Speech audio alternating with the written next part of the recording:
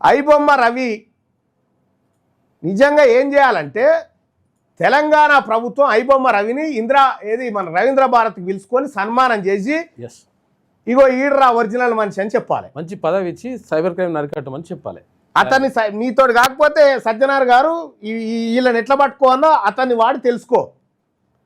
ఐబొమ్మ రవి మీ బొమ్మలని బయట పెట్టిండు. మీరు చేసి ఎవరిది ఇవ్వమన్నాడా? నేను 200-300 కోట్ల రెమ్యునరేషన్ ఎవరు ఇవ్వమన్నారా? మిమ్మల్ని ఎంత ఉంటుందా పాప్కార్న్ సినిమా టాకీస్ పోతే?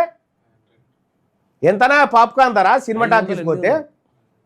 200-300 800-500 800-500 ఎవనియా సినిమా టాకీసులు? ఈ నలుగురి కాదా? ఒకడు అంటాడు ఐబొమ్మ రవిని ఎన్కౌంటర్ చేయాలంటే ఎన్కౌంటర్ చేయాల్సి మొదలు పెడితే ఫస్ట్ మీ కాడికి ఏం చేసుకురావాలి? నీళ్ళ బాటిల్ 100-150 150 నీళ్ళ బాటలు. సమోసా 100 రూపాయలు ఉంటుంది. ఏం దోపిడిరా బాయ్ ఇది?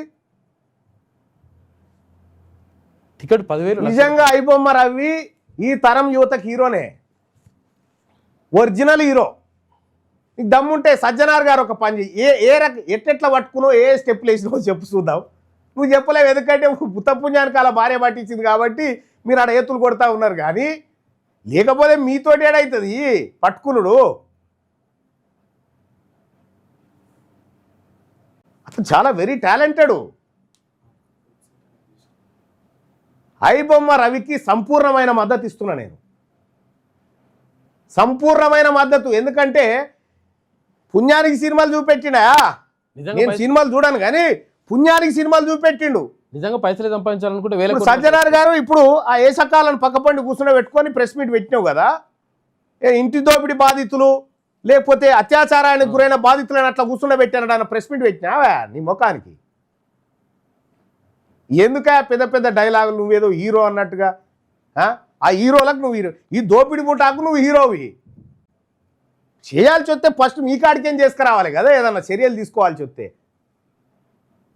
చెంచల్ కూడా జైల్లో ఐబొమ్మ రవిని పెట్టిరు. ఎన్ని రోజులు పెడతారా? మీరు చేసింది సంసారి పనా? మీరు చేసింది ఎన్ని చేయలే సజ్జనార్ గారు? నా దగ్గర ఎన్ని ఎరికేనా? నువ్వు పైసలు తీసుకొని కబ్జాలు ఇప్పించిన ఎన్నున్నాయో నా తానా లెక్కలేని ఉన్నాయి. ఆర్టీసీలో వాటర్ బాటిల్ వాళ్ళ బొమ్మకి ఇచ్చి ఒక్కదందా నా నీది? ఇక ఎందుకు చెప్తావు ఇవన్నీ? మా సొంటోళ్ళ నోరు బయట పెట్టుకుంటావు.